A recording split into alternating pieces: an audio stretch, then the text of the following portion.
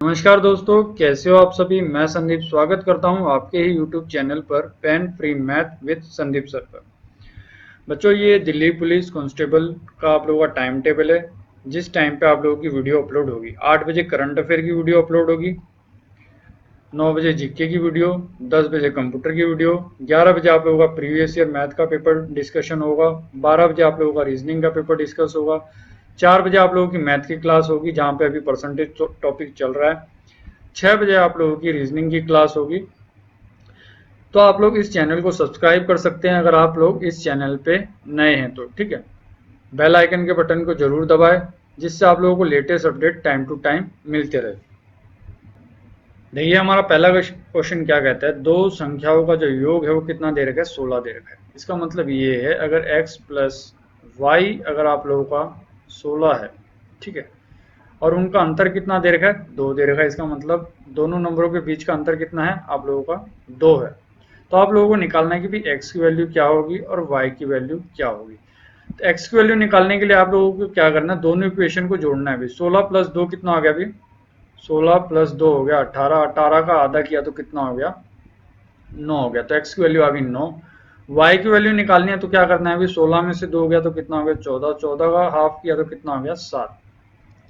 अब आप लोगों को है ना इसका प्रोडक्ट निकालना था, यानी 9 गुणा में 7 आप लोगों को निकालना था। तो 9 गुणा में 7 अगर करोगे तो आंसर कितना मिलेगा आप लोगों को, 63 मिलेगा। तो आंसर कितना हो गया यहाँ से आप लोगों का, 63 हो गया। सेकंड क्वेश्चन क्या कहता है, दो अंकों की सबसे बड़ी अभाज्य संख्या आप लोगों को बतानी है, यानी प्राइम नंबर आप लोगों को बताना है। प्राइम नंबर क्या होता है, जिसके दो प्रोडक्ट होते हैं। प्राइम नंबर एक वो नंबर होता है जो एक से डिवाइड होता है, और एक वो जो खुद है वो नंबर, ठीक है। जैसे 2 है, 2 खुद से डिवाइड होता है और एक से डिवाइड होता है। 3 जो है वो सिर्फ एक से डिवाइड होगा और 3 से डिवाइड होगा। यानी कहने का मतलब ये है जिसके दो फैक्टर हों, ठीक है, 2 से ज्यादा फैक्टर नहीं होने चाहिए उसके। तो मैंने ये देखा भी 91, अगर 91 को अगर मैं 13 से डिवाइड करूं तो 13 से डिवाइड हो जाता है। तो ये मेरा प्राइम नंबर नहीं हो सकता, क्योंकि प्राइम नंबर की कंडीशन क्या है, या तो वो एक से डिवाइड होगा या वो खुद से डिवाइड होगा। 93 जो है वो मेरा 3 से डिवाइड हो जाता भी, क्योंकि 9 मेरा 3 से डिवाइड हो जाएगा, 3 भी मेरा 3 से डिवाइड हो जाएगा, तो ये नंबर भी मेरा प्राइम नंबर नहीं है। 99 भी जो है वो मेरा 9 से डिवाइड हो जाता है, तो ये नंबर भी प्राइम नहीं है। 97 एक ऐसा नंबर है जो दो अंकों की सबसे बड़ी अभाज्य संख्या है, यानी प्राइम नंबर है। अगला क्वेश्चन क्या कहता है, 5.5, 7.5 और 11.5 को जोड़ के आप लोगों को रिजल्ट बताना है क्या होगा। 5 प्लस 7 कितना हो गया, 12, 12 प्लस 11 कितना हो गया, अभी 23 हो गया। हाफ प्लस में हाफ कितना हो गया, 1 हो गया, और ये हाफ कितना हो गया, अभी हाफ हो गया। तो 23 प्लस 1 24, यानी आंसर हो जाएगा आप लोगों का 24.5 हो जाएगा, जिसे आप लिख सकते हो भी 49/2 भी लिख सकते हो। अगला क्वेश्चन क्या है आप लोगों का, अगला क्वेश्चन ये है कि m की वैल्यू आप लोगों को सेटिस्फाई करानी है। वो वैल्यू सेटिस्फाई करानी है कि जब आप 34 प्लस m यहाँ पे लिखते हो तो ये वैल्यू आप लोगों की ऐसी होनी चाहिए जो 12 से डिवाइड हो जाए। अब मैं यहाँ पे देखो भाई ऑप्शन पुट करके देखता हूँ। अगर दो रकम है, देखो 12 को आप क्या लिख सकते हो, इसको लिख सकते हो आप 4 गुणा में 3 लिख सकते हो। अगर m की वैल्यू अगर 2 रखता हूँ तो मैंने देखा भी 42 जो है ना वो 4 से डिवाइड नहीं होता। अगर मैं 0 रखता हूँ तो मैंने देखा भी ये जो है 40 4 से डिवाइड तो हो सकता है, लेकिन मुझे ये देखना है भी वो आंसर मेरा 3 से डिवाइड भी होना चाहिए। अगर मैं यहाँ पे 3 रखता हूँ तो मैंने देखा जो 40 है वो 3 से डिवाइड नहीं हो पाएगा, तो ये ऑप्शन भी मेरा एलिमिनेट हो गया, 2 भी एलिमिनेट हो गया। अगर मैं 8 रखूँ भाई तो मैंने देखा जो 48 है ये मेरा 4 से भी डिविजिबल है और 3 से भी डिविजिबल है, तो आंसर मेरा कितना आ जाएगा, m की वैल्यू कितनी होगी आप लोगों की, 8 होगी। ये इक्वेशन आप लोगों को यहाँ पे सॉल्व करनी है। तो ये कैसे आएगी भाई, ये जो है ना ये आप लोगों का डिवाइड का साइन है, ये आप लोगों को ध्यान रखना है। ये इक्वेशन आप लोगों को ऐसे दे रखी है, 1/3 डिवाइड 1/3 इंटू में 1/3 डिवाइड बाय 1 गुणा में 1/3 डिवाइड बाय 1/3। इस इक्वेशन को सॉल्व करना है और आप लोगों को आंसर बताना है। ये देखिए, अगर ये डिवाइड में है तो ये इक्वेशन कैसे हो जाएगी भाई, ये 3 ऊपर चला जाएगा तो ये आ जाएगा 1 इंटू में 1/3 इंटू में 1/3। नीचे अगर इस डिवाइड को अगर मैं सॉल्व करता हूँ तो ये आ जाएगा 1/3 इंटू में 1/3 और ये 3 ऊपर चला जाएगा तो ये आ जाएगा यहाँ पे 3। मैंने देखा भाई इस 3 से ये 3 कैंसिल आउट हो गया, इससे ये कैंसिल आउट हो गया, ये 1/3 से ये 1/3 कैंसिल आउट हो गया, तो आंसर कितना आ गया आप लोगों का 1 आ गया। ठीक है, तो दो क्वेश्चन हमारे सॉल्व हो चुके हैं। इसका आंसर है 1/3 और इसका आंसर है आप लोगों का 8। दो संख्याएं हैं आप लोगों की जो तीसरी संख्या से 20% और 80% अधिक है, तो आप लोगों को ये बताना है कि पहली संख्या दूसरी संख्या का कितने प्रतिशत होगी। ठीक है, पहली संख्या, दूसरी संख्या और ये हमारी एक तीसरी संख्या है। अगर ये तीसरी संख्या 100 है भाई, तो जो पहली संख्या है इस तीसरी संख्या से कितनी अधिक है, 20% अधिक है, तो ये कितनी हो जाएगी, पहली संख्या 120 हो जाएगी। जो दूसरी संख्या है वो 80% अधिक है इसका, तो ये 100 है तो ये कितना हो जाएगी, 180 हो जाएगी। तो इसका कितने प्रतिशत ज़्यादा हो गई, 80% ज़्यादा हो गई। और पहली संख्या कितना अधिक है अभी, ये है आप लोगों का 20% ज़्यादा है। तो आप लोगों को ये बताना है कि पहली संख्या दूसरे संख्या का कितने प्रतिशत है। पहली संख्या कितनी है अभी 120, दूसरी संख्या कितनी है आप लोगों की 180। प्रतिशत निकालना है तो क्या करूंगा, गुणा में 100 करूंगा। ये कितने पे कटेगा, 2 पे, ये कितने पे कटेगा, 3 पे। तो आंसर आ गया आप लोगों का 200/3। 200/3 को आप लोग सोल्व करोगे तो ये आ जाएगा आप लोगों का 66 सही, 66% आप लोगों का आंसर हो जाएगा। अगला क्वेश्चन ये है कि आप लोगों को है ना 11 पहले जो 11 प्राइम नंबर है उनका औसत निकालना है। ठीक है, पहले 11 प्राइम नंबरों को जोड़ना है और उनका औसत निकालना है।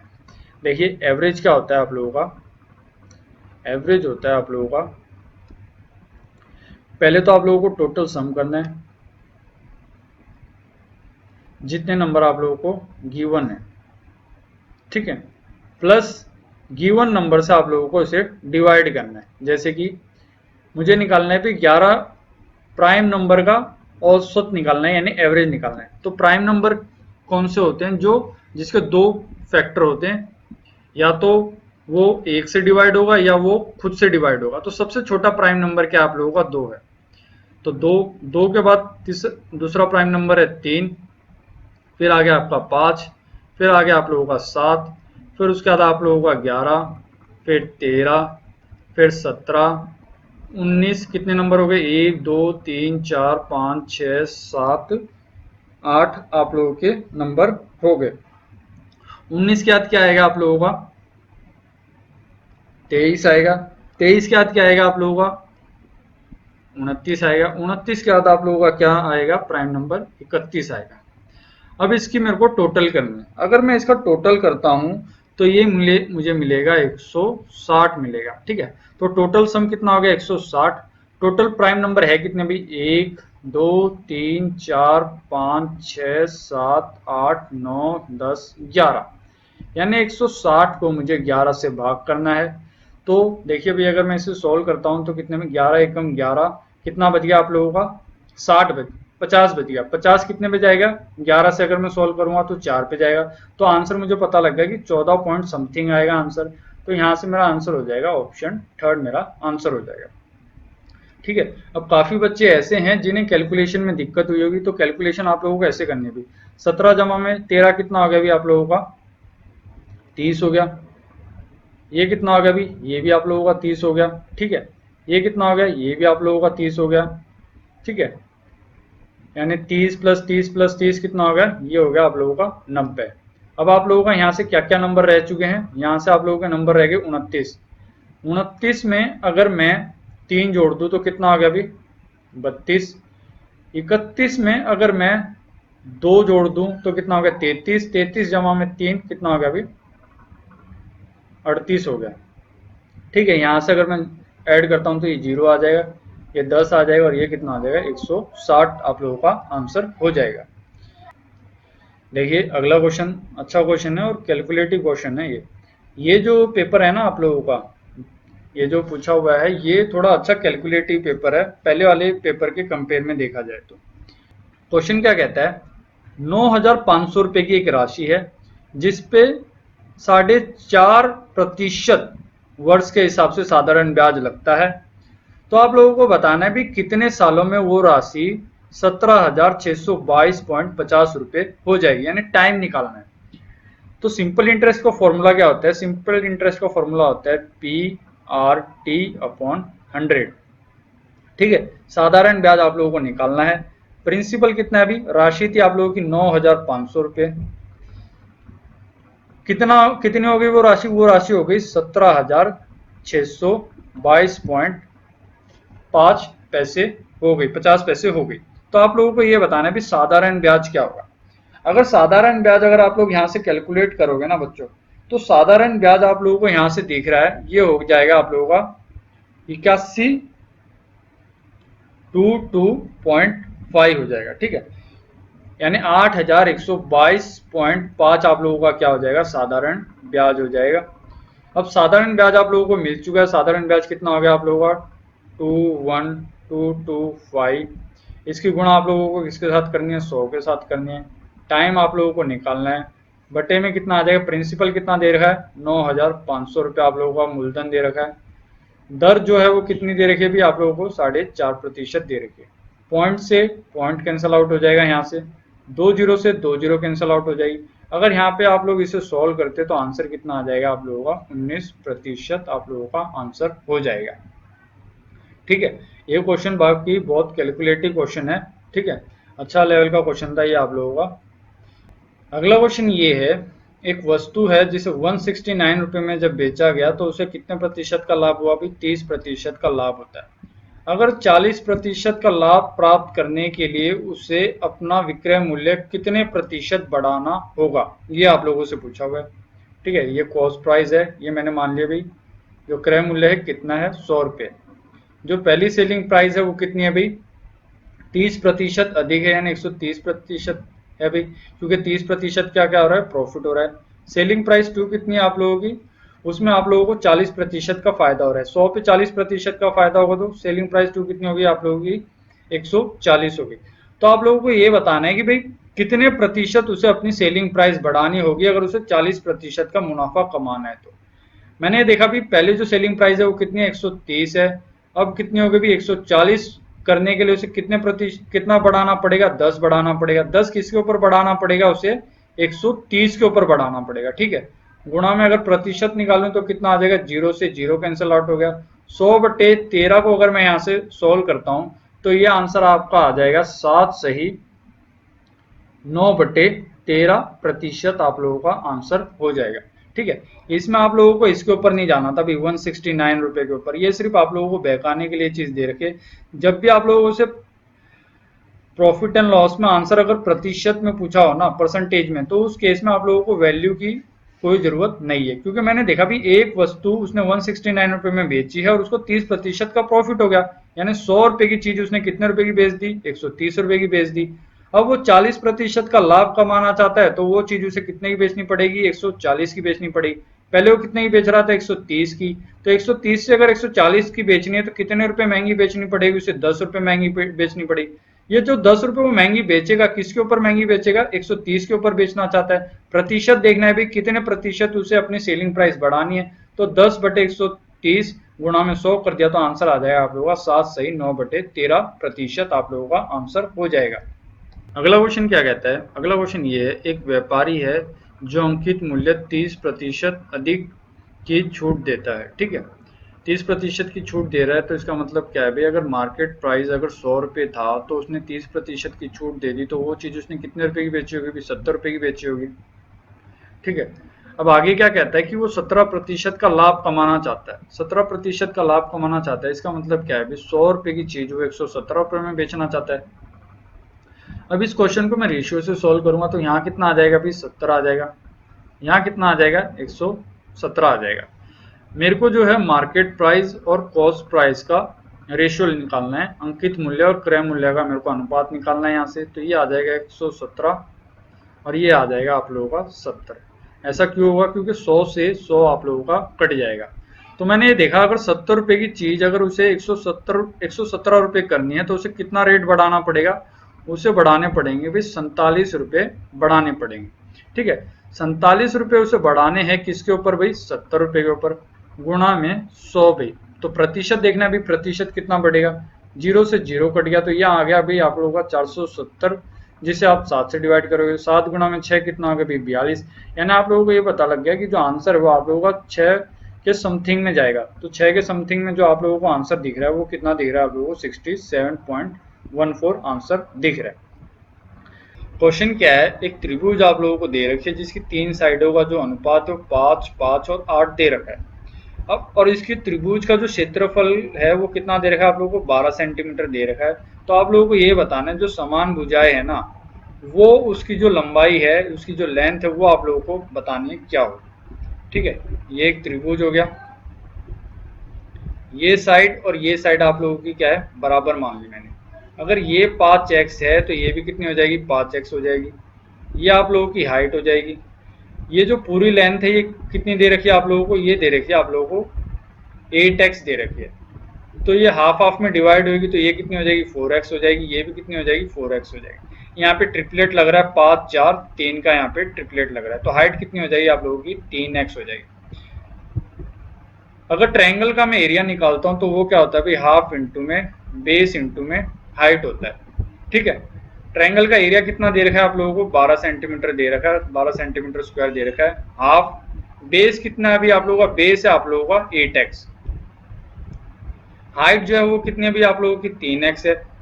तो ये कितना होगा अभी यहाँ से अगर मैं इसे सोल्व करता हूँ तो ये जाएगा इससे 4 पे, तो 4 गुणा में 3 कितना होगा 12, तो 12 से 12 कट गया। तो यानी एक्स स्क्वायर की वैल्यू कितनी आ गई 1, यानी एक्स की वैल्यू कितनी आ गई यहाँ से 1 आ गई। तो आप लोगों को यहाँ से पता लग गया अगर एक्स की वैल्यू 1 है जो दोनों साइड जो है वो जो बराबर है तो साइड कितनी हो जाएगी वो हो जाएगी आप लोगों की 5 हो जाएगी। ठीक है, जो सिमिलर साइड है वो कितनी आ जाएगी आप लोगों की 5 आ जाएगी यहाँ से। अगला क्वेश्चन क्या है, एक व्यक्ति आधी यात्रा 35 किलोमीटर प्रति घंटा की गति से तथा शेष 65 किलोमीटर प्रति घंटा की गति से तय करता है। यदि वह 10 घंटे के लिए यात्रा करता है, ठीक है, उसने 10 घंटे यात्रा की है तो उसने 35 किलोमीटर प्रति घंटा की गति से कितने घंटे यात्रा की है ये आप लोगों को बताना है। जो दूरी है, दूरी क्या दे रखी है आप लोगों को सेम दे रखी है। तो स्पीड का फॉर्मूला क्या होता है, स्पीड का फॉर्मूला होता है आप लोगों का डिस्टेंस अपॉन टाइम होता है। ठीक है, तो स्पीड क्या है, पहली स्पीड है भाई आप लोगों की 35 की स्पीड है और ये मैं मान लेता हूँ भी जो 35 की स्पीड से वो जो दूरी तय कर रहा है उसमें उसे टाइम लग रहा है t समय लग रहा है। तो डिस्टेंस कितना आ जाएगा यहाँ से 35 इंटू में t आ जाएगा। ये आप लोगों की इक्वेशन 1 होगा। दूसरी इक्वेशन के हिसाब से मैंने देखा उसकी स्पीड कितनी है, अभी स्पीड है उसकी 65, दूरी कितनी है अभी d है, टाइम उसे कितना लग रहा है, टोटल टाइम लगता है उसे 10 घंटे, t समय उसे यहाँ लग चुका है तो यहाँ उसे समय लगेगा आप लोगों का 10 माइनस t समय लगेगा। दूरी सेम है तो ये इक्वेशन दोनों बराबर हो जाएगी। तो 35 इंटू में t बराबर हो जाएगा आप लोगों का 65 इंटू में 10 माइनस टी के बराबर हो जाएगा। अगर मैं इस इक्वेशन को सोल्व करता हूँ तो ये आ गई भी 35t, ये कितना आ गया अभी 650t और ये कितना आ गया आप लोगों का 65t आ गया।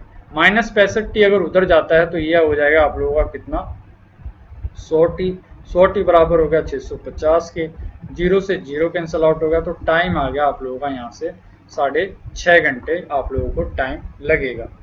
ठीक है, देखिए इस क्वेश्चन को अगर मैं रेशियो से सॉल्व करता ना तो कैसे सॉल्व करता, तो उस केस में क्या होता था, अगर स्पीड जब भी आप लोगों की सेम होती है, दूरी जब भी आप लोगों की सेम होती है तो उसमें क्या होता है, स्पीड इनवर्सली प्रोपोर्शनल हो जाता है टाइम के। ठीक है, तो मुझे यहाँ पे रेशियो लेना है। अभी रेशियो कितना आएगा, स्पीड 35 है और ये कितनी है भी 65 है। अगर मैं इसे 5 से कैंसिल आउट करता हूँ तो ये कितने पे जाएगा 7 पे, ये कितने पे जाएगा भी 13 पे। तो स्पीड का रेशियो कितना हो गया 7, 13।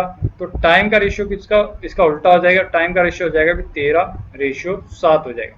तो मैंने ये देखा भी टोटल टाइम कितना लग रहा है 13 + 7 कितना लग रहा है अभी 20 घंटे लग रहा है, लेकिन एक्चुअली टाइम कितना लग रहा है आप लोगों को 10 घंटे लग रहा है। अगर 20 घंटे 10 घंटे के बराबर है तो आप लोगों को ये बताना है कि 35 किलोमीटर की रफ्तार से जब वो चल रहा था तो उसने कितना टाइम लिया। तो मैंने देखा भी इसे 13 घंटे लग रहे हैं। अगर 20 10 के बराबर है तो 13 किसके बराबर हो जाएगा 6.5 के बराबर हो जाएगा। तो यहाँ से आप लोगों का जो आंसर आएगा वो कितना आएगा 6.5 घंटे आ जाएगा।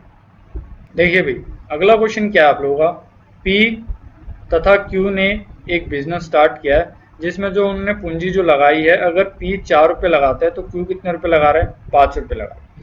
P जो है वो 1 साल के लिए पैसे इन्वेस्ट कर रहा है और Q जो है वो 2 साल के लिए पैसे इन्वेस्ट कर रहा है। तो आप लोगों को बताना है भी P और Q का जो प्रॉफिट का जो अनुपात होगा ना वो क्या होगा। देखिए P और Q, मैंने देखा भी P जो पैसे इन्वेस्ट कर रहा है वो कितने रुपए इन्वेस्ट कर रहा है, 4 रुपए इन्वेस्ट कर रहा है। इसने कितने साल के लिए पैसे लगाए भी, 1 साल के लिए पैसे लगाए। Q जो है वो कितने रुपए लगा रहा है, Q लगा रहा है 5 रुपए। कितने साल के लिए लगा रहा है भी, 2 साल के लिए। तो यहाँ से अगर मैं अनुपात देखता हूँ तो अनुपात कितना आ गया, ये आ गया आप लोगों का 2:5। यानी प्रॉफिट जो है, अगर 7 रुपए प्रॉफिट हुआ है तो P को 2 रुपए मिलेंगे, Q को कितने रुपए मिलेंगे, 5 रुपए मिलेंगे। हमारा लास्ट क्वेश्चन क्या है कि अमित एक कार्य को 8 दिन में पूरा कर सकता है, सुमित उसी कार्य को 6 दिन में पूरा कर सकता है। अगर दोनों मिलकर अगर उस काम को करे तो काम आपका कितने दिन में पूरा हो जाएगा। मैंने देखा भी अमित कितने दिन में कर सकता है, 8 दिन में। सुमित उस काम को कितने दिन में कर रहा है अभी, 6 दिन में। तो यहाँ पे मुझे टोटल काम मानना पड़ेगा अभी। 8 और 6 का जो लघुत्तम है यानी एलसीएम है कितना हो गया अभी, ये हो गया आप लोगों का 24। मैंने मान लिया कि जो काम है जो कितना आ गया आप लोगों का, 24 आ गया टोटल काम। ठीक है, टोटल काम कितना हो गया, 24। तो एक दिन में कितना काम करेंगे भी, जब अमित 8 दिन में 24 काम करता है तो एक दिन में कितना काम करता होगा, 24/8। इसका मतलब एक दिन में काम कर रहा है ये 3। सुमित जो है 6 दिन में पूरा काम कर देता है, यानी 24 काम है ये जो 6 दिन में पूरा कर रहा है। तो एक दिन में कितना काम कर रहा होगा, ये 4। दोनों ने मिलकर कितना काम किया अभी, 7 काम किया। और दोनों को मिलकर काम करना कितना है अभी, 24। तो टोटल टाइम कितना लगेगा, 24/7 आप लोगों का टोटल टाइम यहाँ से लग जाएगा। ठीक है, तो इस वीडियो में इतना ही था दोस्तों। अगर आप लोगों को ये वीडियो अच्छी लगी हो तो प्लीज़ वीडियो को लाइक कर दीजिए। अगर इस चैनल पे आप लोग पहली बार जुड़े हैं तो इस चैनल को सब्सक्राइब कर लीजिए, ताकि आप लोगों के जो प्रीवियस ईयर जो पेपर हैं दिल्ली पुलिस कांस्टेबल के, वो सारे के सारे यहाँ पे आप लोगों को सॉल्व करवाए जाएंगे और बेहतरीन से बेहतरीन तरीके से सॉल्व करवाए जाएंगे। धन्यवाद दोस्तों।